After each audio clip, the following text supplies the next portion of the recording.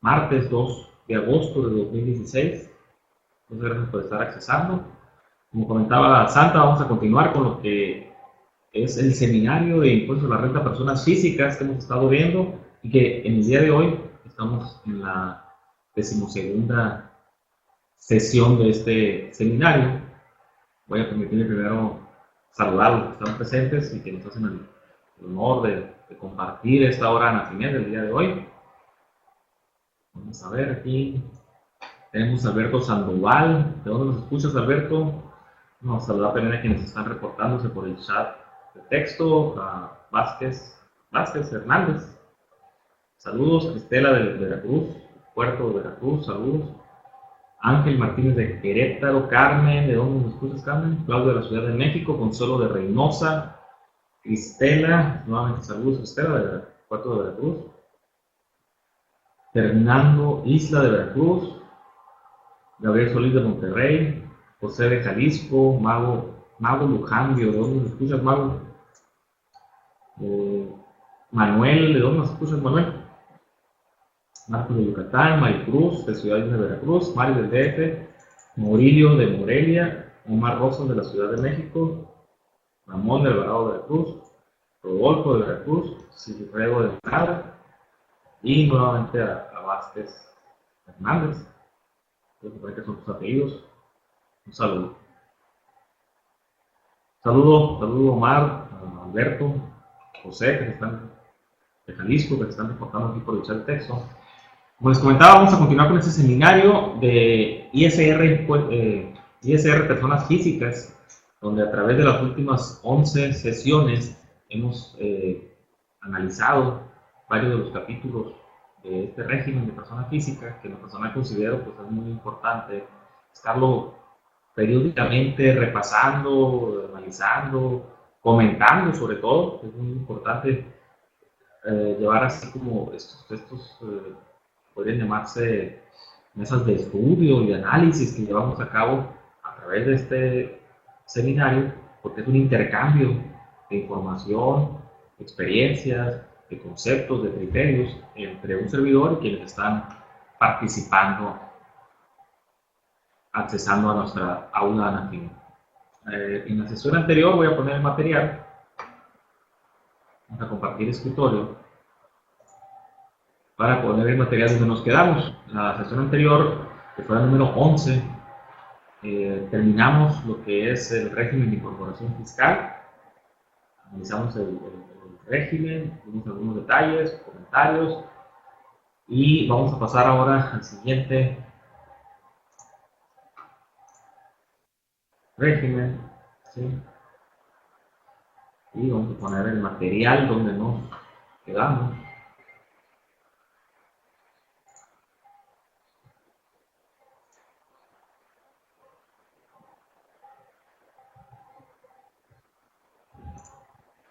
Listo.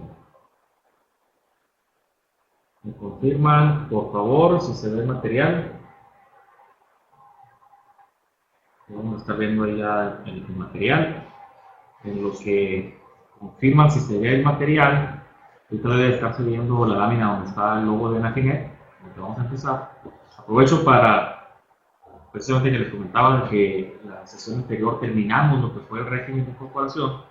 Por eso, para recordarles que en la Nafinet tenemos lo que es el libro Manual del RIF, el cual se realizó en coautoría de 10 socios en Nafinet, los que me honro de estar entre ellos, entre otros compañeros. Les voy a mostrar la portada del libro para que lo vean, ¿sí? Para quienes no conocen el libro. Esta es la portada del Manual del RIF. ¿Sí? Es la tercera edición ya de este libro, totalmente actualizado para todo lo que se ha publicado para RIF. Lo lleva de la mano prácticamente para cumplir con sus obligaciones. Lo tenemos, recuerden, esta tercera edición la tenemos impresa, que es la que les estoy mostrando, y también tenemos lo que es la versión digital, ¿sí? Para la versión impresa se pueden contactar a cualquiera de los coautores que les quede más cercano a su estado, a su domicilio, Y la versión digital, electrónica, la pueden comprar en el blog de lisconta.com. Ahí en la tienda virtual que tiene este conocido blog, pueden ustedes comprar lo que sería la versión digital del libro del régimen, del manual del régimen de incorporación fiscal, que se los recomiendo.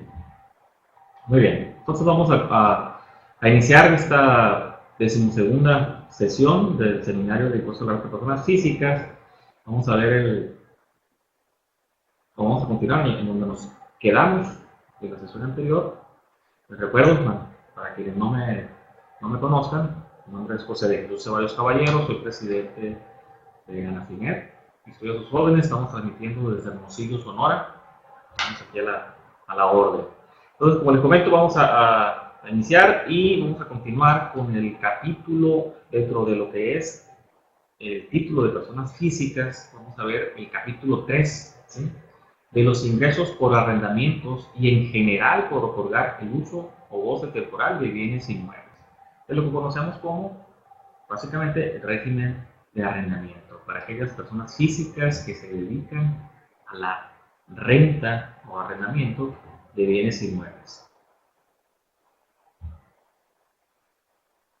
Vemos aquí en pantalla el artículo 114, que es con el que inicia este capítulo de arrendamiento, y tenemos el artículo 113 y nos señala los ingresos gravables para quienes se dedican. No se ve en el desktop. Ok. ¿Cuál será el problema? Déjenme checar. Vamos a... me puse a compartir. A ver, vamos a volver a poner compartir escritorio. Empezar a compartir. Mostrar pantalla completa. Se señalan. Ahí tengo una laptop de testigos, se le llaman, para poder ver lo que se están ustedes también viendo. Y veo que sí se ve la pantalla. Ahora vamos a ver si pongo material. Al abrirlo. Listo.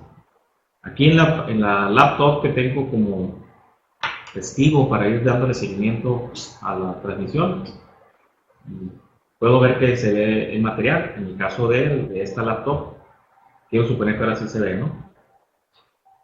Ahora sí, muy bien. Gracias Vázquez, y gracias Cristel. Perfecto. Entonces, ahora sí, como vemos ahí en pantalla, tenemos el artículo 114, los ingresos gravables. Aquellos ingresos o quienes reciban ingresos por los siguientes conceptos deberán de tributar en este capítulo. ¿Y cuáles son esos ingresos? Dice, los provenientes del arrendamiento o subarrendamiento. ¿Sí? El arrendamiento, me queda muy claro, el subarrendamiento es algo también relativamente, y les digo relativamente común, porque también hay casos en los que el arrendador, ¿sí?, estipula específicamente en el contrato de arrendamiento que sostiene con su arrendatario que no le permitirá el subarrendamiento. Eso, la gran mayoría de los contratos de arrendamiento así son. Se le estipula una cláusula al arrendatario que no podrá subarrendar el bien que está arrendando, ¿sí?, en caso de que el arrendador, ¿sí?, le permita subarrendar a su vez a quien para él es su arrendatario, pues se podrá dar el supuesto del subarrendamiento. Es decir, yo rento esta oficina, puedo considerar que tengo espacio disponible, a lo mejor le rento un cubículo a un abogado o otro contador, por lo tanto yo estaré recibiendo ingresos por subarrendamiento. Yo estoy rentando aquí, estoy arrendando y a la vez le estoy subarrendando a otra persona y por lo tanto obtengo ingresos. Obviamente pago mi arrendamiento, vamos a poner que pagara, para hacer cuentas fáciles, como 100,000 pesos, y a la vez, ese sería para mí un gasto, pero a la vez le rento o le subarrendo por 500 pesos otra parte de la oficina, como les comento, un contador, un abogado, etc. Pues estaría obteniendo ingresos por subarrendamiento de 500 pesos. Y ya nos señala esta misma fracción primera, dice, y en general por otorgar a título oneroso el uso o gozo temporal de bienes inmuebles en cualquier otra forma. Algo muy importante es que aquí se trata de arrendamiento de bienes inmuebles específicamente. ¿Okay? La fracción segunda nos señala que también son ingresos grabados los rendimientos de certificados de participación inmobiliaria no amortizados. Básicamente esos son certificados que nos otorgan derechos sobre ciertos bienes inmuebles de los cuales participamos de los frutos o productos que ese bien inmueble está generando. En este caso sería arrendamiento. Y al último párrafo de esta lámina, en el artículo 114, nos señala y nos aclara, como en el caso de la mayoría de los capítulos de persona física, que los ingresos en créditos se declararán y se calculará el impuesto que le corresponda hasta el año de calendario en que sean cobrados. Es decir, si pedimos nuestro CFDI, nuestro comprobante fiscal digital por internet, que comúnmente le llamamos recibo de arrendamiento, si lo expedimos, pero no nos lo pagan, ¿sí? Casos pues, muy comunes con estas crisis financieras que se han estado viendo, en caso de que no nos liquiden o no nos paguen, ¿sí? Lo que es este CFDI por arrendamiento, pues no lo vamos a considerar ingreso para el proceso de la renta hasta que no sea liquidado. Ahorita que comentaba del CFDI y que si no lo pagan o no nos lo pagan, cuándo lo vamos a considerar ingreso, pues se me viene a la mente todo lo que sea la controversia, confusión, dudas que se han generado con el famoso método de pago que está implementando la autoridad, con su catálogo, con el complemento que posteriormente vamos a estar utilizando y demás. No sé cómo les ha ido a ustedes con, ya sea con sus clientes, con sus proveedores, con tus, si están en una empresa, pues con tu jefe, con el dueño del negocio. Que la verdad se ha creado una gran confusión y ya creo que ha entorpecido las operaciones de las empresas en el área de facturación. La semana pasada vimos un poco, bueno, la antepasada más bien dicho, vimos algo sobre esto del método de pago.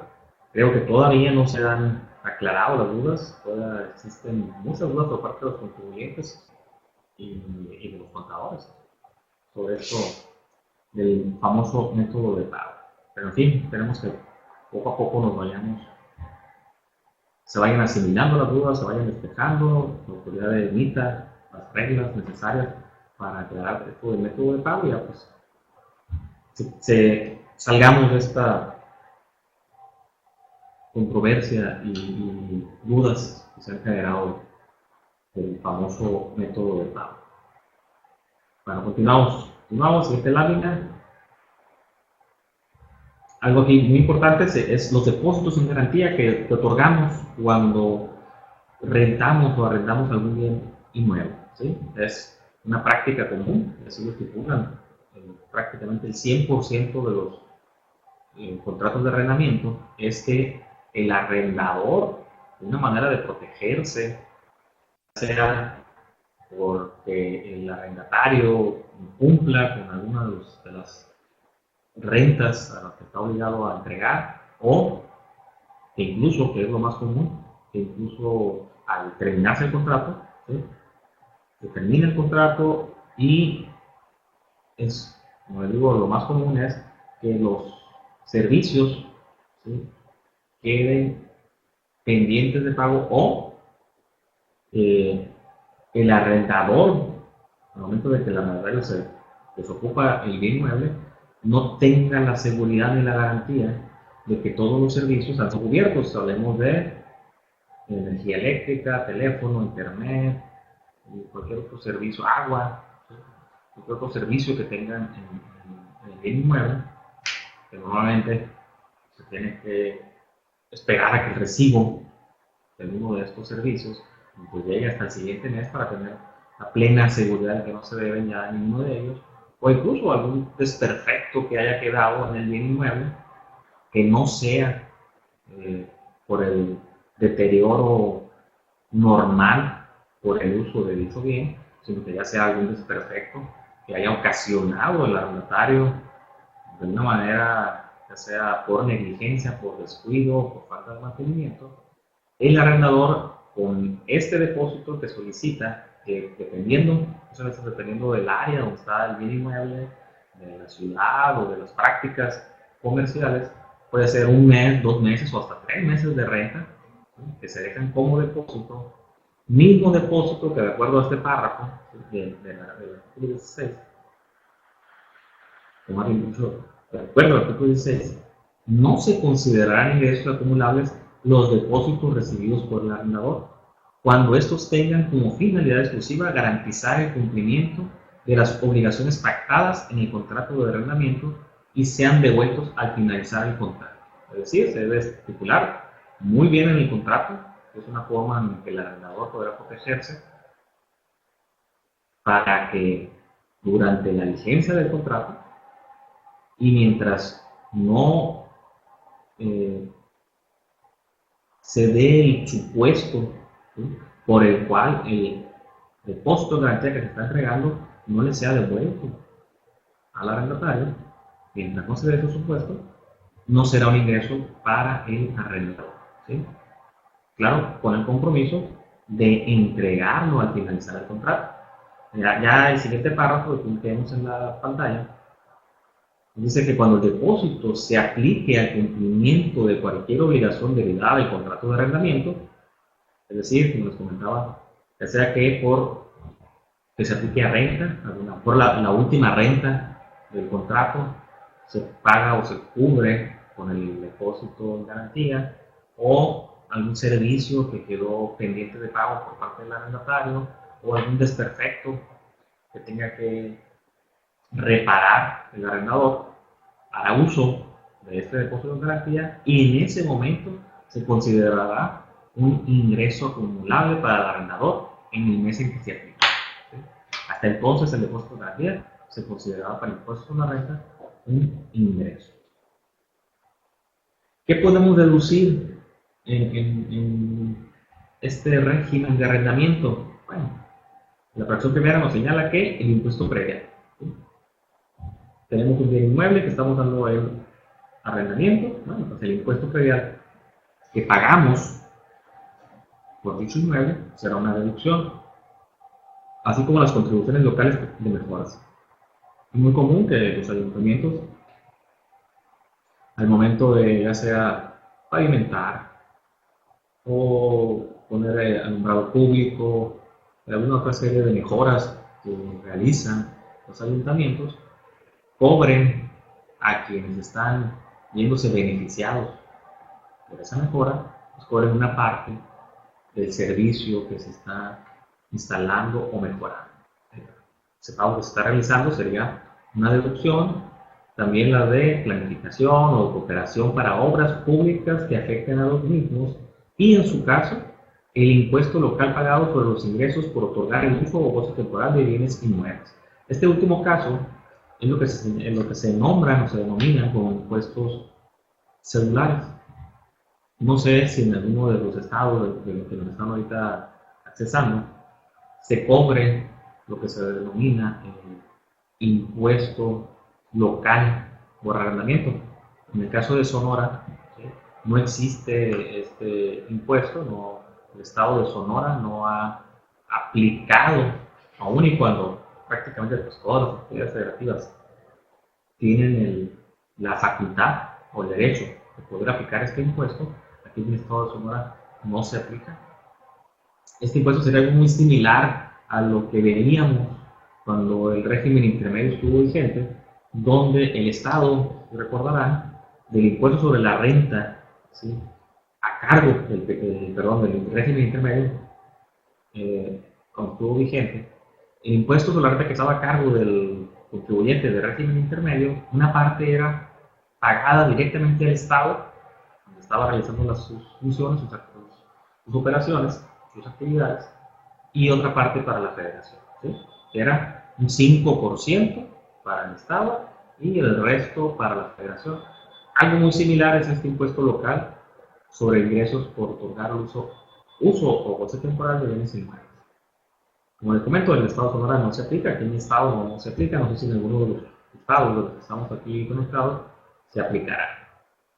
Otro gasto, otra deducción autorizada segunda fracción segunda son los gastos de mantenimiento que no impliquen adiciones o mejoras al bien de que se trate y por consumo de agua. Es decir, son dos gastos. Uno sería los gastos de mantenimiento y el otro el consumo de agua. Pero siempre y cuando no los paguen quienes usen o gocen del inmueble. Es decir, que no los pague el arrendatario. Que normalmente en la mayoría de los contratos de arrendamiento se estipula que los servicios los pagará el arrendatario. Es decir, el agua normalmente, como les comento, lo paga el arrendatario. Incluso los gastos de mantenimiento menores también es lo más común dentro de lo que es los contratos de arrendamiento que los pague el arrendatario. Y me refiero a gastos de mantenimiento menores que sería alguna fuga, ¿sí? Una fuga en el sanitario, lavabo, si estamos hablando de una casa de habitación, la regadera del baño, etcétera. Ese tipo de mantenimiento normalmente corre a cargo del arrendatario. Ya otro tipo de mantenimiento, ahorita que estamos aquí en Sonora en temporada de lluvia, por ejemplo, lo que corresponde a la impermeabilización, mantenimiento del techo, normalmente ese ya corresponde al arrendador, y es cuando el arrendador podrá considerar como una deducción autorizada este mantenimiento. Solamente tenemos que tener muy claro, así es, Cristela, por lo regular lo paga el que usa el inmueble. ¿Sí? Como comentaba, los gastos de mantenimiento menores los paga el arrendatario, que es quien usa el inmueble. ¿Sí? Igual los consumos, los servicios, los consumos, en este caso el agua que se utiliza, normalmente la paga de igual forma el arrendatario, el que usa el bien inmueble. Solo en caso de mantenimientos ya, se puede decir mantenimientos mayores, que se van a impermeabilizar, que se va a pintar, que se va a reparar a lo mejor ya sea un clima, que conocemos aquí en Sonora que llamamos comúnmente la refrigeración, o el clima artificial, ¿no? En el caso de lugares calurosos, como aquí, pues aquellas refrigeraciones que se enfrían en el medio ambiente. En el caso donde se da el frío, pues lo se conoce como las calefacciones. Ese mantenimiento a esos equipos normalmente corren por cuenta del arrendador. Algo que tenemos que tener muy claro en esta fracción segunda es diferenciar entre gasto de mantenimiento y lo que sería una adición o mejora. ¿Sí? El gasto de mantenimiento no modifica la estructura del bien inmueble. Un gasto de mantenimiento no tiene ningún impacto, ninguna modificación en lo que es la estructura del bien inmueble, es simplemente para su conservación. Todo aquello que hagamos, todo aquello que hagamos el bien inmueble y que modifique su estructura o las funciones de dicho bien inmueble, se considerará ya sea una adición o una mejora. Y esta adición o mejora no será deducible como lo es, o más bien dicho, no será deducible a través de lo que se conoce gasto de mantenimiento. Tiene su propio tipo de deducción, que sería una inversión. Se asimila como una inversión y de esa forma tendríamos que deducirla. El consumo de agua también, así es correcto, Cristel, el consumo del agua normalmente lo paga el arrendatario. Aunque hay unos casos, me ha tocado ver casos donde, como el consumo de agua, sobre todo en aquellas oficinas donde se tiene, me tocó ver ahí un cliente que tenía un edificio, ¿sí? La distribución del agua potable a las diferentes oficinas que estaban dentro del mismo edificio, todas dependían de un solo medidor del agua, una sola línea de agua que distribuía y alimentaba a todas las oficinas, ya sea los baños y las áreas donde se llega el agua potable. Por ser un solo medidor y por no existir una forma de que cada uno de los arrendatarios pudiera pagar su propio consumo de agua, el arrendador pagaba el consumo del agua total del edificio y la distribuían de manera prorrateada entre todos los inquilinos o arrendatarios, dependiendo del tamaño de la oficina. En ese caso, el arrendador sí pagaba el consumo del agua, pero era precisamente porque no podía dividirse, no existía una medición particular o específica para cada una de las oficinas. En otros casos sí se tiene esa división, medidores individuales para cada oficina dentro del edificio o plaza comercial. Ahí sí es muy sencillo, cada quien pague su respectivo consumo de agua. Fracción tercera. ¿Qué otra es una deducción autorizada? Los intereses reales pagados por préstamos utilizados para la compra, construcción o mejora de los bienes inmuebles, siempre y cuando obtenga el comprobante fiscal correspondiente. Es decir, solicito un préstamo, ya sea para adquirir una propiedad que posteriormente otorgaré en arrendamiento, o ya tengo la propiedad, luego tengo un terreno, solicito un préstamo para realizar la construcción dentro de ese terreno y construir ya sea un local comercial o un bien inmueble destinado a esa habitación, dar un arrendamiento o una mejora. ¿Sí? Ya tengo un bien inmueble, solicito un préstamo para hacer una mejora que podría consistir en un estacionamiento, en una bodega, en un segundo piso. Ese préstamo que solicité, o mejor dicho, los intereses reales correspondientes a ese préstamo que solicité serán una deducción autorizada. ¿Y cuáles son los intereses reales? Pues el monto en que dichos intereses excedan del ajuste anual por inflación. Algo muy similar a lo que conocemos como intereses reales en lo que es la deducción personal de intereses hipotecarios. ¿Recuerdan? ¿Sí? Que existe lo que se denomina el interés real, que es precisamente, como señala este párrafo, el monto en que dichos intereses exceden del ajuste anual por inflación, es decir, que sobrepasan la inflación del año.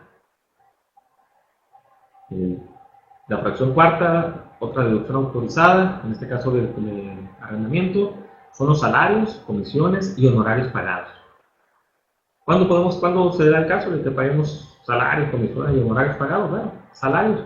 Pudiera ser que tengamos, ya sea que a lo mejor tenemos varias propiedades, estamos pagándole a alguien para que nos administre esas propiedades, o le estamos pagando para que le dé el servicio de mantenimiento de esas propiedades, pero ya como un empleado, el servicio de limpieza, cambio de focos, de cualquier reparación menor, incluso acudir a cobrar a los inquilinos, etc. Tendríamos un trabajador o trabajadores a los cuales estaríamos pagando por administrar y dar mantenimiento a nuestros locales comerciales, directamente deducible.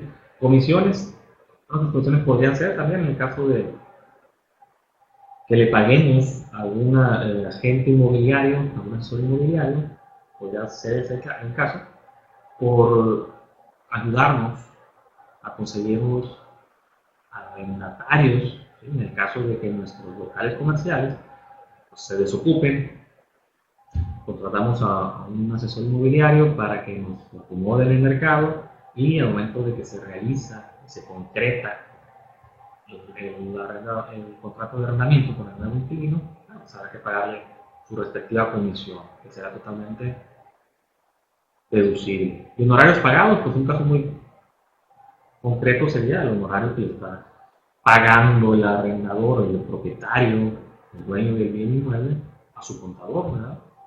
Su contador porque lo tenga en tiempo y forma sus obligaciones fiscales. El pago de un gasto totalmente, estrictamente necesario, ¿verdad? Por una deducción autorizada. Y adicional a estos, pues los impuestos, las cuotas, contribuciones, que conforme a la ley les corresponde cubrir sobre dichos salarios efectivamente pagados.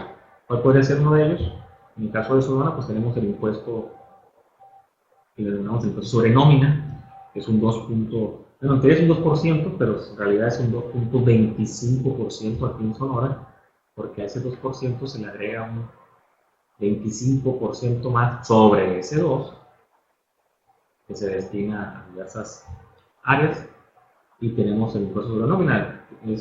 Considero que es un impuesto estatal que está prácticamente en todas las entidades federativas varía de un 2 a un 3%, no sé en sus estados cómo esté, pero ese impuesto sería esta que sea referencia, esta fracción cuarta. Fracción quinta. ¿Qué otra deducción autorizada? Aquí tenemos lo que son las primas de seguros, que amparan los bienes respectivos. Tenemos un bien inmueble que estamos dando en arrendamiento. Le adquirimos un seguro contra daños, ¿sí? Para tener protegida ese patrimonio que tenemos y el cual estamos dando en arrendamiento, ya sea por cuestiones, como llaman, desastres naturales, ¿sí? Para robo, incluso como le denominan los seguros para contenidos o para lo que es el equipo con el que contamos, ya sea que por cuestiones que son muy comunes, los famosos apagones de energía eléctrica, ¿sí? De repente los aparatos de refrigeración o clima, en sus estados, con esas descargas, idas y venidas, apagones de energía, se dañan. Si tenemos un seguro, pues podemos hacer uso de él. Si tenemos la suerte de nunca quedarnos en la necesidad de utilizar el seguro, pues por lo menos podemos deducir las primas que estamos pagando por dicho seguro. La fracción sexta es las inversiones en construcciones, incluyendo adiciones y mejoras. Como les comentaba, cuando vimos la fracción de los gastos de mantenimiento, pues especificaba que los gastos de mantenimiento que no correspondan a adiciones y mejoras se reducirán en la fracción segunda. Aquellas inversiones en construcciones, ¿sí?, incluyendo las adiciones y mejoras, se van a considerar una inversión en construcción y se deducirán a través de lo que conocemos de la depreciación fiscal o la deducción de inversiones, que en el caso del bien inmueble pues es de 5% anual. Así es como deduciremos los casos de inversiones en construcciones y adiciones y mejoras. Bueno, ahí vemos las seis deducciones autorizadas que contempla el régimen de arrendamiento.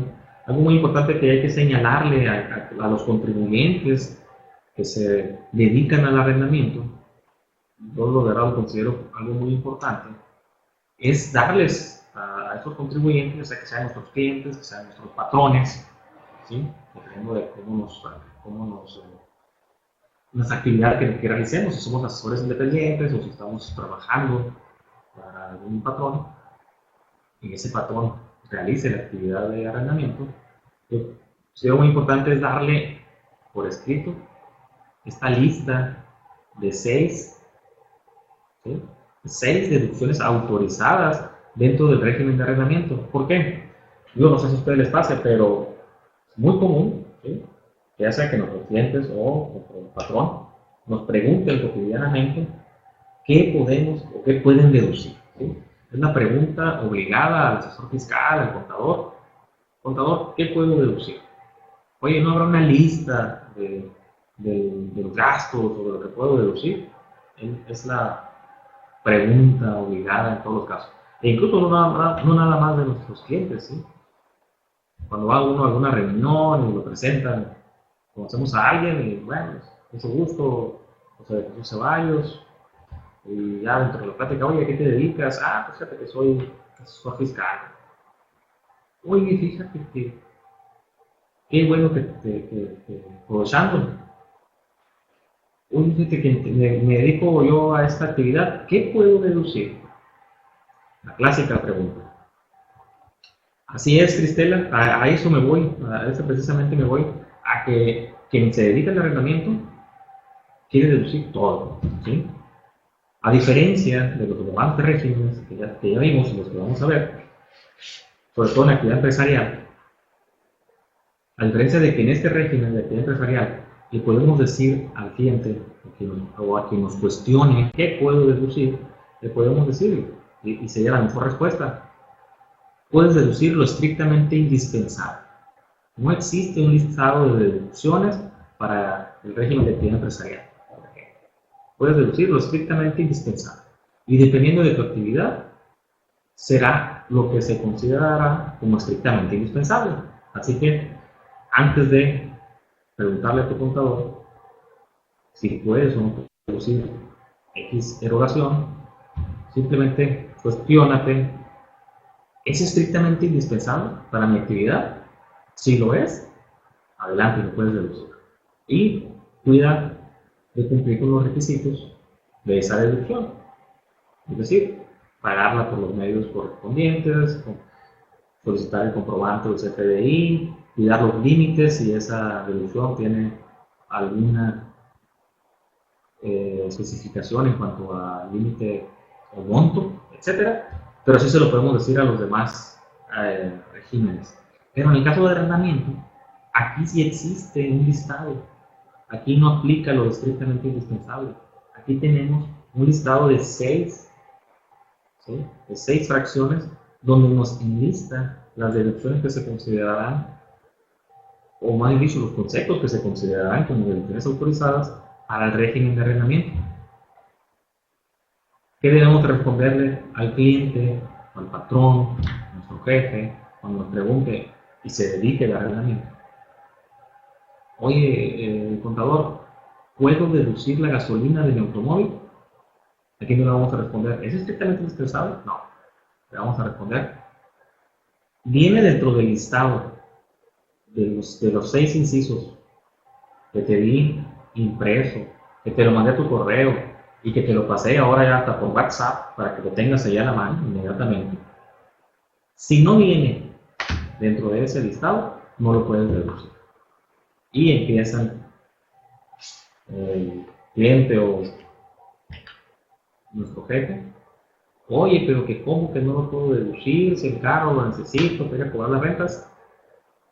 Lo siento, no viene dentro de este listado, no lo vas a poder deducir. Ni el automóvil, ¿sí? O sea, ni vas a poder tener una depreciación por un vehículo, ni vas a poder reducir el mantenimiento del mismo, ni vas a poder reducir tu teléfono celular, ni vas a poder reducir la energía eléctrica de tu oficina, ¿sí? Todo aquello que no esté dentro de este listado no lo vas a poder reducir. Esa será la respuesta que le tenemos que dar. Y por lo mismo, pues no puedo entregárselas por escrito, mandárselas por correo, mandárselas por WhatsApp, etc. Para que ya tengan a la mano qué pueden deducir. Y por lo mismo, de que dentro del arrendamiento existe esta restricción a las deducciones, que son aquellas que nada más están enlistadas en estas 6 fracciones que vimos anteriormente, derivado de ello, y como la autoridad pues da por un hecho y por una realidad que esas 6 fracciones realmente, las deducciones o los montos que se realizan durante el año por esas deducciones que vimos enlistadas, realmente es poco, y lo volvemos a ver, ¿sí?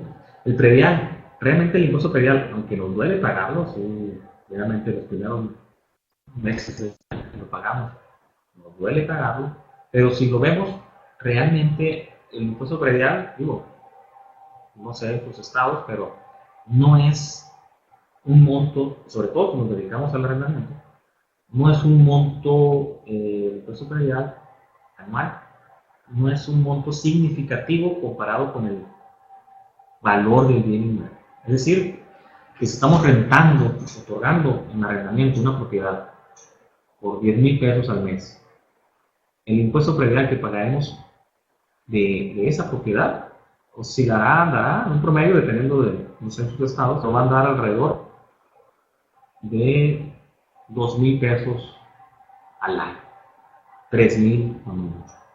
¿Por qué? Porque un bien que rentemos en 10,000 pesos aproximadamente tendrá un valor, ¿sí?, de 1,000,000 de pesos, más o menos se maneja que la renta de un bien inmueble corresponde a más o menos, al 10% del valor de dicho bien. Claro, todo dependerá de la zona donde esté ubicada y otros factores, pero más o menos un parámetro Por lo tanto, si estamos hablando de una renta de 10,000 pesos al mes, estamos hablando de un bien inmueble de aproximadamente 1,000,000 de pesos, 1,200,000, que por lo menos aquí en Hermosillo, por, por esa propiedad de 1,200,000, vendría pagando aproximadamente unos 2,000 pesos al año de impuesto predial. Es decir, ¿cuánto sería al mes? 200 pesos, 1,200 pesos. ¿Sí? Las contribuciones de local y de mejoras, la verdad es que si ya se tiene el bien inmueble en una zona donde ya no se esté urbanizando, sería prácticamente poco. En el estado de Sonora, como les decía, no existe el impuesto local, que aún se tiene la fracción primera. Los gastos de mantenimiento, de igual forma, los arrendadores que son pocos, el gasto de mantenimiento que realmente tienen. Vienen pintando su propiedad cada 2 años o 3 años o más, impermeabilizando los techos cada 4 años. En fin, el mantenimiento, si lo vemos en el año, pues, también es un monto relativamente pequeño. Los intereses, bueno, solamente en caso de que se esté pagando un préstamo por la adquisición de dicho bien inmueble, pudieras tener un interés significativo que estés pudiendo deducir. Salarios, comisiones y honorarios pagados. Bueno, honorario al contador, pues malamente, sobre todo en el arrendamiento es poco, porque es el mismo arrendador nos, por el hecho de que precisamente no puede tener grandes deducciones, su contabilidad se puede considerar como muy sencilla, así que el honorario que paga pues tampoco es mucho. Es poco común que tengan trabajadores, normalmente el mismo dueño es el que cobra sus, sus rentas, ¿sí? Es poco común que tenga trabajadores, a menos que ya se trate de consorcios que tengan propiedades en renta.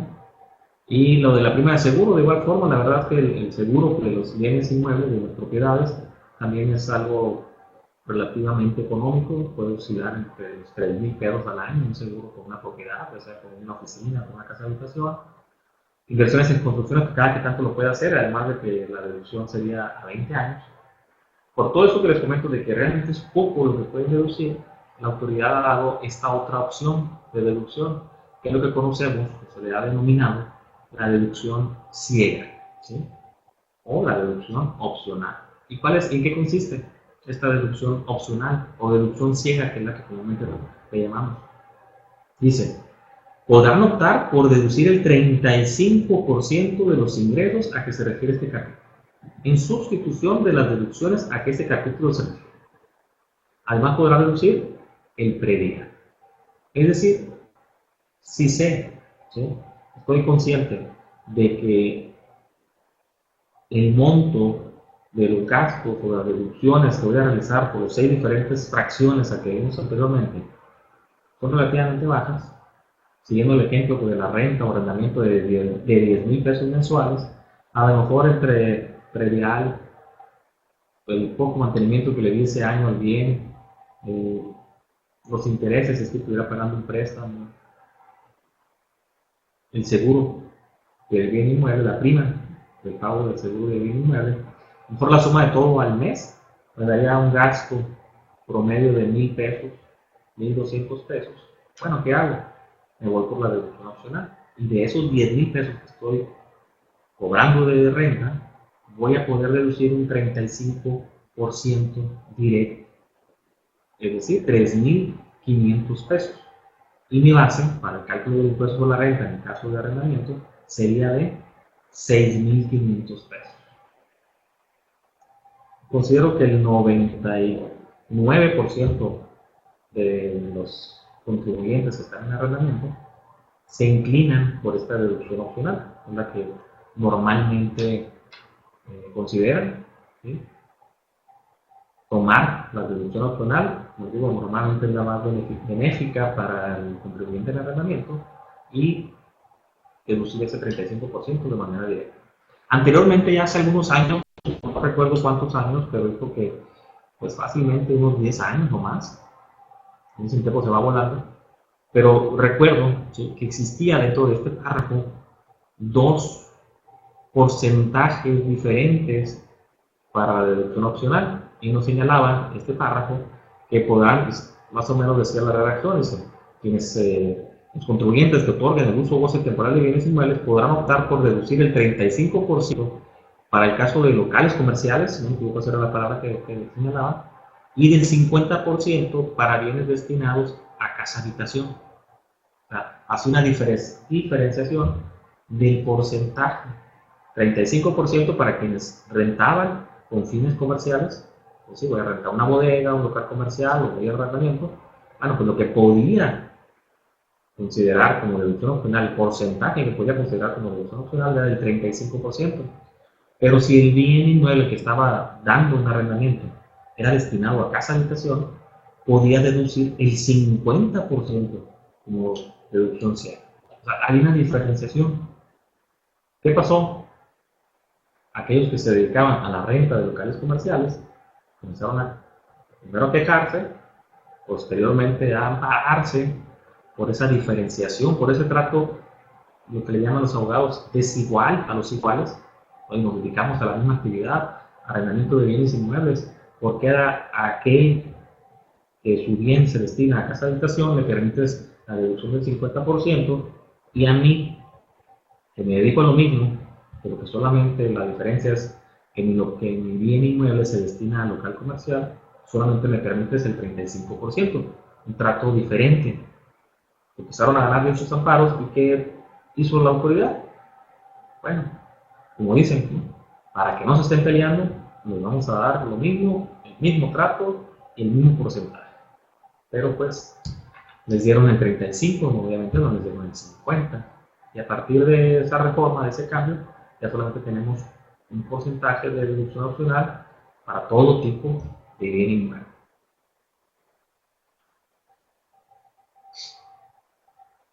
Seguimos, tratándose de subarrendamiento, ¿qué voy a poder deducir? Pues solamente el importe de las rentas que pague el arrendatario al arrendador. ¿Tá?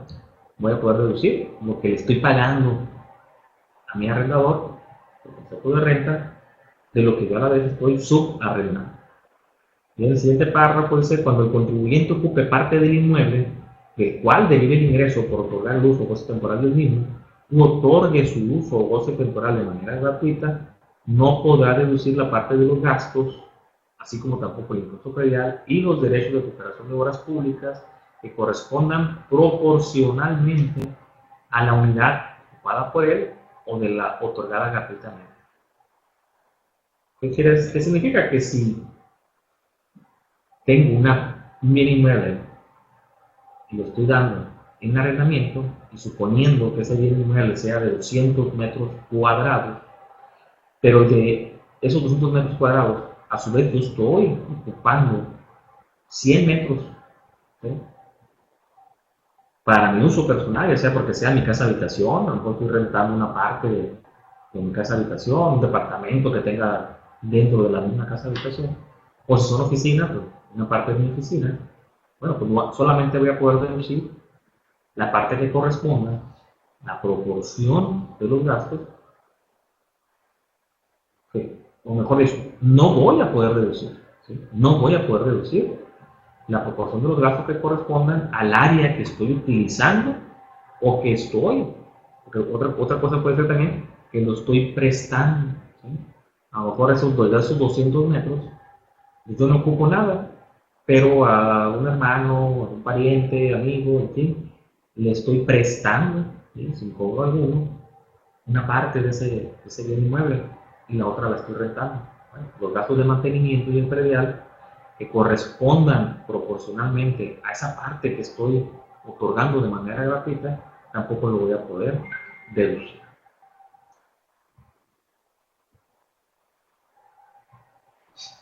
Y en la siguiente frecuencia de deducciones por subarrendamiento, dice: la parte proporcional a que se refiere el párrafo que antecede se calculará considerando el número de metros cuadrados de construcción de la unidad por él ocupada o otorgada de manera gratuita en relación con el total de metros cuadrados de construcción del bien inmueble. Como decía, si tengo una propiedad de 200 metros, y estoy ocupando de manera personal u otorgando a un tercero de manera gratuita el 100 metros cuadrados de esos 200, bueno, ¿cuánto corresponde? El 50%.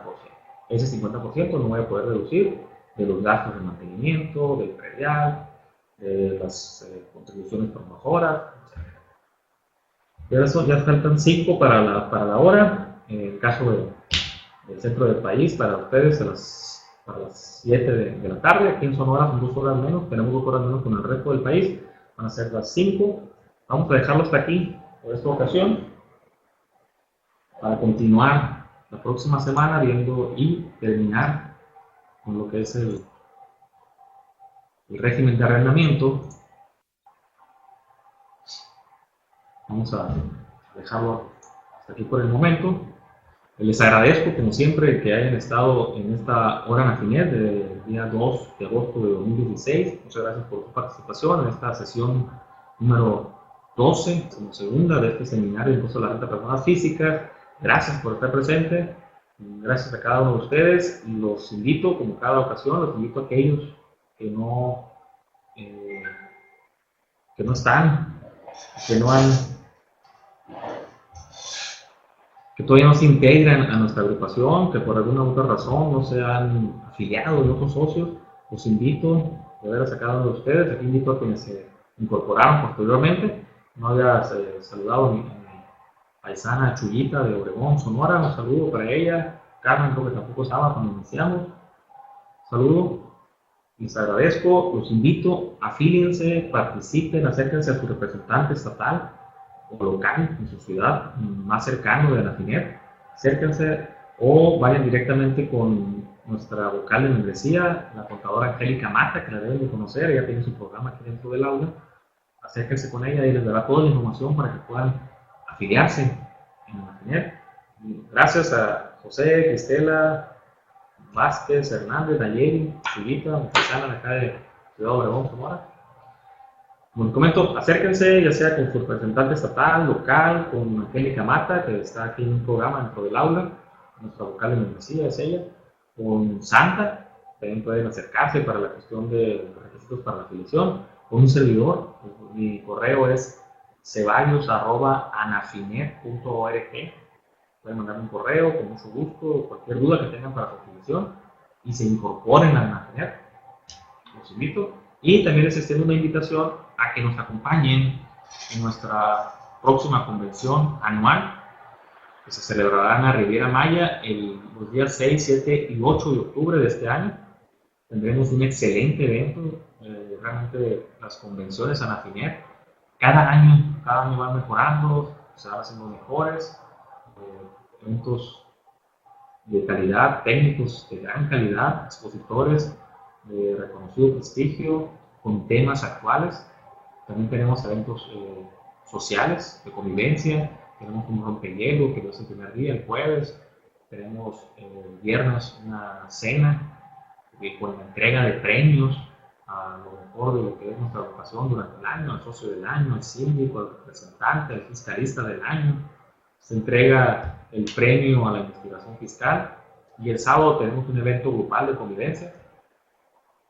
Los invito, en nuestra página web podrán ver todos los detalles para reservar, tanto para el carnet de convencionista, para el carnet de acompañante y para reservar lo que es el Hotel C. Gracias y como siempre le agradezco a Santa que haya estado al tanto aquí de los controles durante la hora Nafinet del día de hoy y durante todo el día en las transmisiones de nuestra aula virtual. Muchas gracias, nos vemos el próximo martes. Gracias a quienes están reportando por el chat de texto. Gracias Jacqueline, gracias a Hugo y gracias Santa, te dejo los controles. Nos vemos el próximo martes. Gracias.